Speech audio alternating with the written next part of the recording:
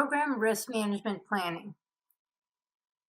As we've talked about, program risk is an event or series of events or conditions that, if they occur, may affect the success criteria of the program. Risks may be either positive, opportunity risks, or threats, negative risks. Opportunity risks, when they occur, result in benefits to the program, which is great. Threat risks, when they occur, result in issues for the program, which is not so good. Either way, risk management is about proactively dealing with uncertainty at the program level. Program risk management manages risk processes and activities that interact with other program supporting activities, as well as component level activities and processes. Now, I mentioned before, anywhere we're in planning that we're looking at estimation, we're dealing with risk management because that estimation is about uncertainty. Program risk management planning identifies how to approach and conduct risk management activities for a program by considering its components.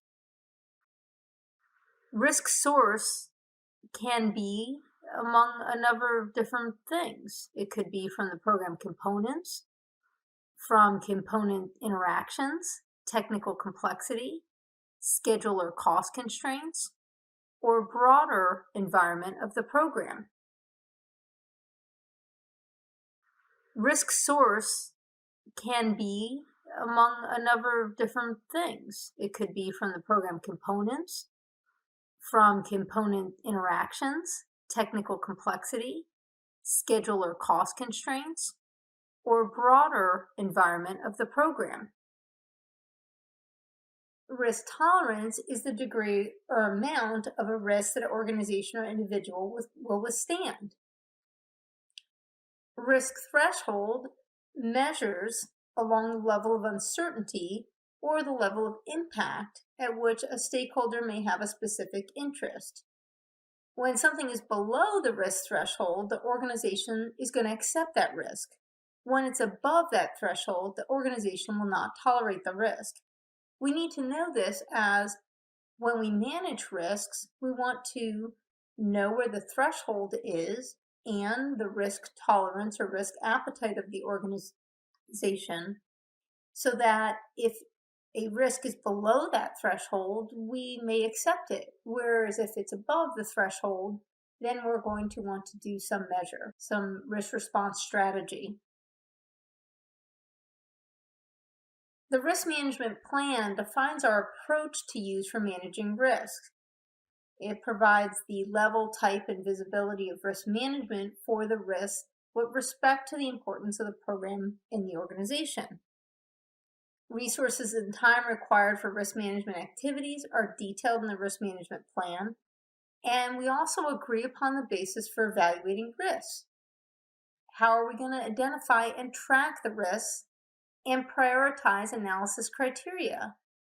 How often will we do audits, and how will we measure their effectiveness?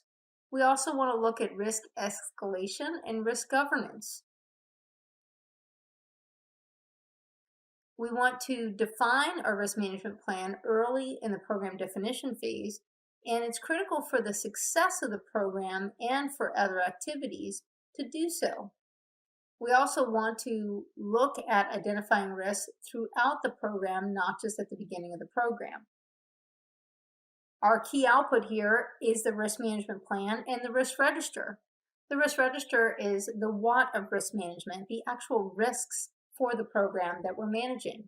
Keep in mind that those program risks are not just a compilation of project risks. The program risk register has risks that are only associated at the program level. Each project is also going to have its own risk register. If a project risk register has a risk that project is not able to manage due to resource issues or due to accountability or authority, they can escalate that risk to the program level. Now, when the program gets that risk, they make the decision whether they're going to take on that risk as a program risk or not. So they still get to make that decision at the program level.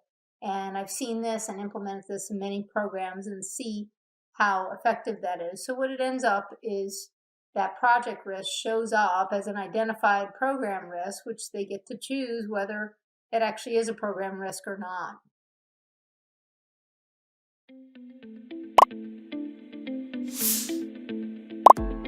Please subscribe the channel and press the bell icon. Thank you for watching this video. Share your feedback or queries in the comments section, and we will reply to you as early as possible. Happy learning with LearnCarts.